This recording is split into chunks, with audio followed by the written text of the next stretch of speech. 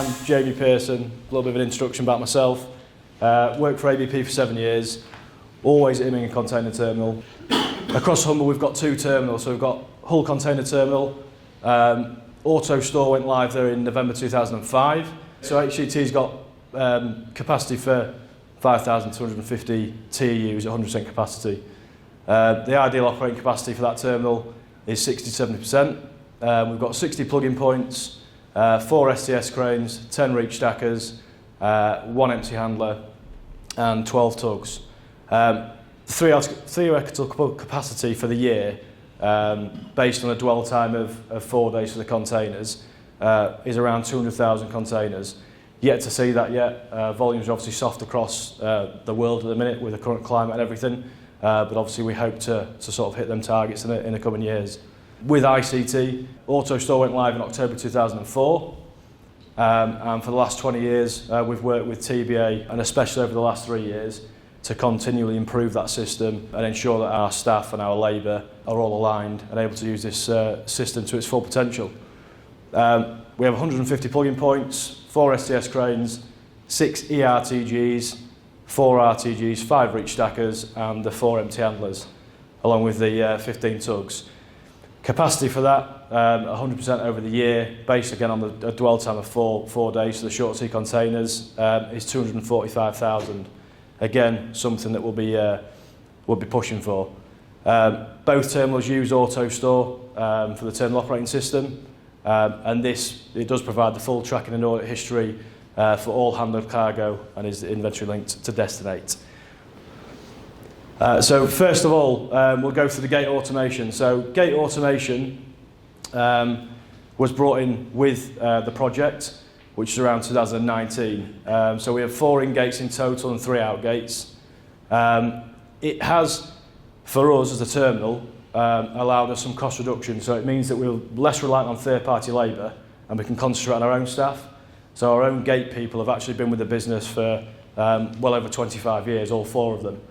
So we've looked after them and made sure that they know how to use the automation, and basically it just provides them with security and, like I say, cost reduction.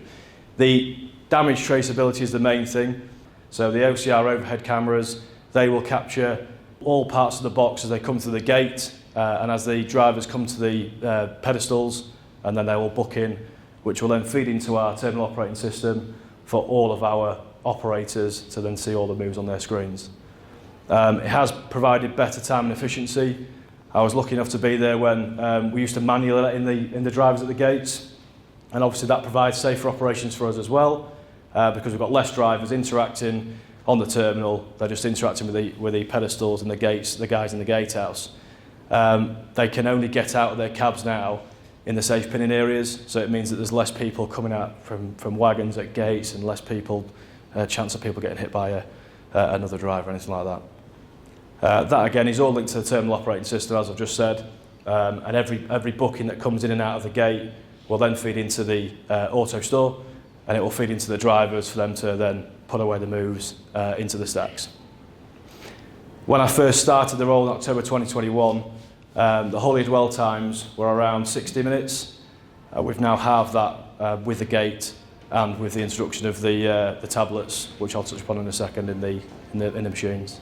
So as I touched on at the start, we purchased 6 electric RTGs back in 2019.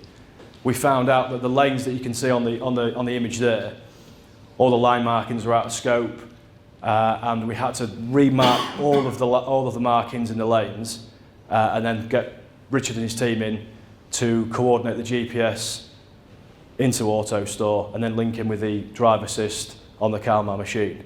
Now, that's been a great addition for our terminal operating staff because it just provides accuracy for them and it's less manual intervention with the screen. So any boxes that they're touching and handling and locking onto, they literally lock onto, place the box in the GPS coordinate position, and then that will link into the Autostore system, and it provides accuracy for ourselves, and it also provides peace of mind for the customers. So the customers know exactly where those boxes are when they're landed, and they know exactly where their hauliers are coming to collect those boxes when they come onto the terminal. And again, the less manual intervention is less room for human error. We still, at the minute, are using reach stackers in the lanes because of the unfortunately less resilience that we've got with those ERTGs at the minute. So, of course, the reach stackers at the moment, they're manually putting away the boxes. So sometimes you will find that there's a box out of place. And if a box is out of place, that'll obviously cause an issue for the GPS, drive assist. So we are looking to, in the future, looking at implementing something for the reach stackers so that we've got full traceability and accuracy for all of the machines on the terminal. The service levels that the terminal can provide has again meant the whole air dwell times are reduced. The less interaction with the screens just means that the operator can just operate. He doesn't have to touch any of the manual systems like he used to on the field app. And that brings us to the next slide for the tablet implementation. So we used to use the RDTs, and as you're probably aware, I mean, some of you may be on terminals with drivers that have been on the ports for 30 and 40 years. It was tough, a real tough process to get those guys on board. They was used to the RDTs. They didn't think that the tablets that we implemented would be any good. So it was hard to implement for the first 6 months. So in the introduction of those came in 2022, and we went from pen and paper basically and started loading and discharging vessels with a tablet. It was a hard stop. We just took the pen and paper away altogether and said if the tablets break down, you know, we just need to carry on working with them. And luckily, from since then all the way through to present day, we've had no issues. So the Surface Pros that we purchased, they allow the time for capturing real-time discharge and loading operations of our vessels. So it's literally live data being fed from the tablets into the system. It's more efficient and more reliable. The product that we sell to our customers now is that they are able to visibly see and destinate where any of the units have landed on the vessel or landed in the terminal. And the reporting features that we get from that is our own Power BI dashboard. And you can see on the right-hand side there that we get these reports daily, and those reports are sent to our customers on a stock report at midnight every night. So they're able to visibly see our KPIs with the moves per hour at the top and the average turnaround time of their haulage at the bottom as well. So as you can see, we've gone from, as I said, 60 minutes in 2021 to 33 minutes present date. So a bit of the unknown at the minute is, as we all know, the border control posts and all the inspections that they're going to have to be doing. So the implementation of new border inspection posts at UK ports requires a change to the integration with port community services like Destinate owned and operated by MCP.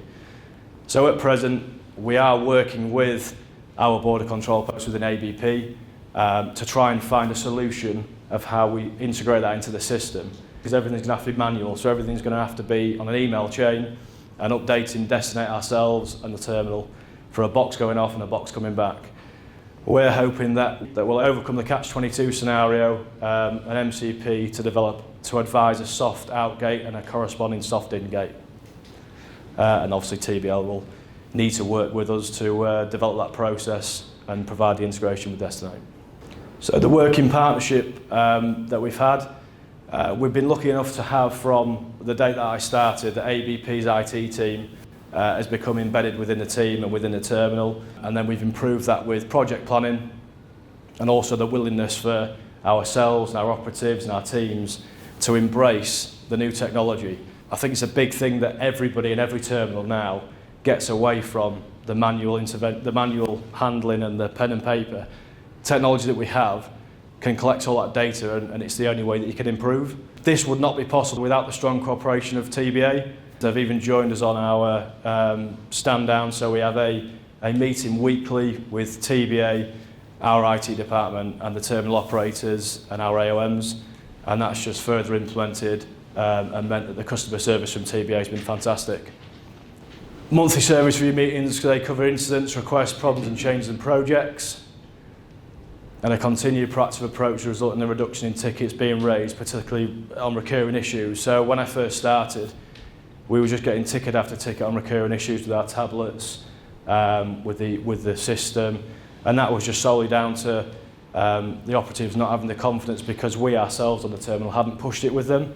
Throughout the almost 20 years of live Autostore operation, the ethos to continue development in the Autostore TOS product has led to many improvements. So just last year as well, they provided training for our planners and our AOMs that have never had before.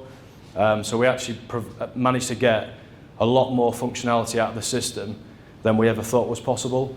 We've added value-added services for our reefer inspections. So all our reefer inspections now go through the system, and they're all been implemented through the TOS. And over the last few years, the relationship between ABP and TBA has evolved into a true partnership, getting the most out of Autostore, help ABP to simplify and streamline the operation, resulting in happier customers and a happier workforce. So the last slide, just onto some future projects. So GPS for the reach stack is our biggest project we want to do next. So we want to implement that again, so we've got visibility and traceability of all containers. OCR for the STS cranes, that for me is more of a damage reporting module, so we want all damages to be captured from the cranes and also the gates, and then obviously that needs to be linked into a terminal operating dashboard.